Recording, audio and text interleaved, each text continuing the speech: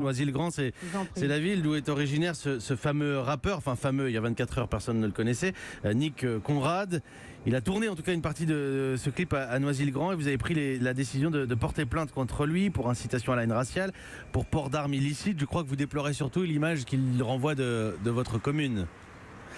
C'est-à-dire qu'à l'époque où on fait en sorte que nos villes sortent un peu du lot, nos villes du 93 soient mises un peu en avant, où on fait en sorte de mettre tous les gens sur le même pied pour discuter tous ensemble, ce rappeur que je ne connaissais pas hier encore, si vous voulez.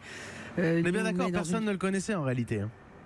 Personne ne le connaissait, d'autant plus qu'il s'est essayé à la musique, mais sous un autre nom.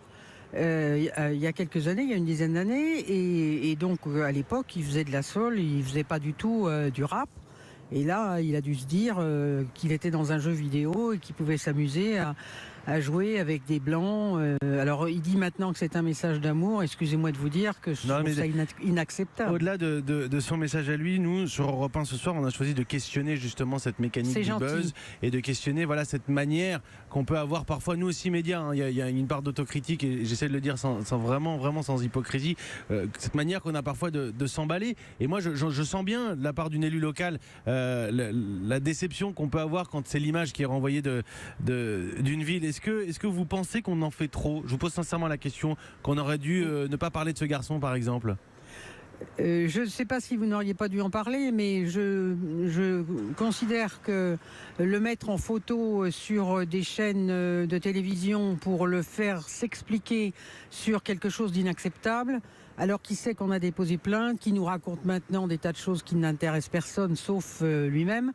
Là ça me choque parce que faire du buzz à tout prix alors qu'on fait l'apologie de la haine et que on envoie des images insoutenables qui sont, même si YouTube a coupé, les images continuent. Oui, on sait très bien, elles existent encore et puis c'est difficile d'effacer, ça c'est le numérique. Mais juste une question, parce que lui évidemment s'est servi de ce buzz, voilà, vous pouvez le déplorer, vous avez peut-être raison. Je voudrais juste vous demander, il n'y a pas et pas de votre part, je parle de la classe politique, des élus nationaux, est-ce qu'il n'y a pas une forme de récupération politique aussi en ayant mis ce sujet sur le devant de la scène? Écoutez, moi c'est ce que j'ai dit pas plus tard que ce matin. La récupération politique, elle n'a rien à faire dans le circuit. Là, moi je parle pour la ville. Je me dis que cette ville est belle, qu'on fait beaucoup de choses pour les quartiers, y compris les quartiers prioritaires, qu'on réhabilite ces quartiers, notamment le Champy qui est cité dans le document, enfin dans le début de la vidéo. Et comment je vais expliquer aux habitants du Champy que je les défends si je ne prends pas position et si je ne dépose pas plainte? C'est pas du tout pour nous, c'est pas de la récupération politique. Alors après, évidemment, on assiste à des débats sur le racisme anti-blanc, sur tout ça. C'est pas le sujet.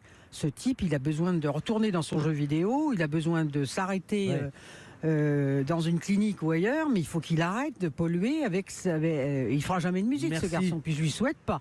Merci Brigitte Marcigny, vous êtes maire de Noisy-le-Grand et c'est en Seine-Saint-Denis, surtout là où a été tourné le clip du fameux Nick Conrad. Merci en tout cas d'avoir répondu à nos questions ce soir sur Europe 1.